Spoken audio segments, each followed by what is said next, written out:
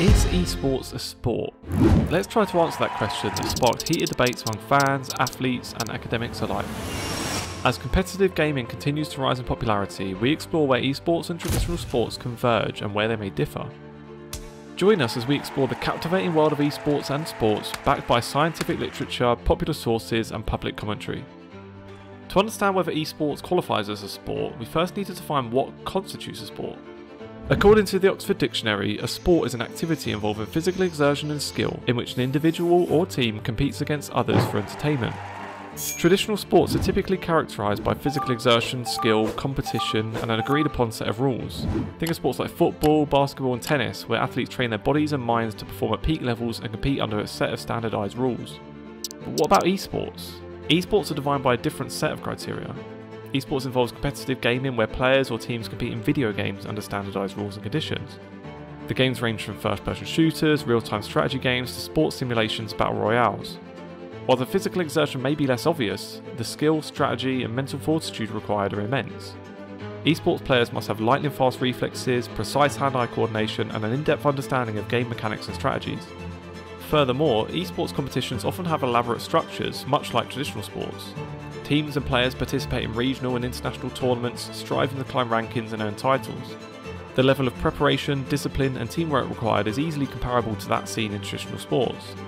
This complexity and the higher level of competition are key factors in considering esports as a sport. One major point of contention is the physical aspects.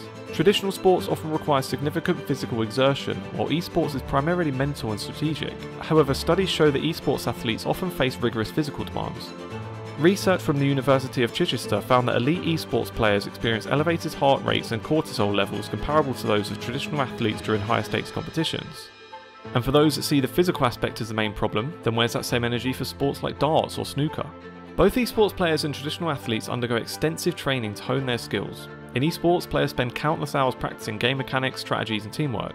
A study published in the International Journal of Gaming and Computer-Mediated Simulations highlights that top-tier esports players train from 8 to 12 hours a day, mirroring the dedication seen in professional sports. The competitive structure of esports also parallels that of traditional sports. Esports features organised leagues, tournaments and championships with significant prize pools and viewership.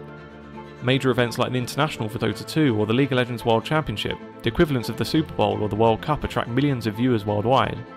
Public perception and media coverage are crucial in this debate. While some still view esports as mere entertainment, its recognition is growing. The International Olympic Committee has acknowledged esports as an Olympic event, citing its global popularity and competitive nature. Hands around and moving a keyboard, and it doesn't seem like it's as skillful, but it is. Mainstream media outlets now regularly cover esports events, further blurring the lines between sports and esports. The economic impact of esports is undeniable. Esports has generated billions of dollars in revenue from sponsorships, advertising and merchandise, rivaling traditional sports leagues.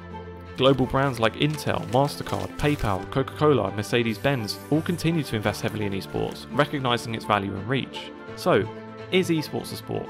While it may lack the traditional physicality of most sports, the skill, strategy, competition and dedication required in esports make a compelling case.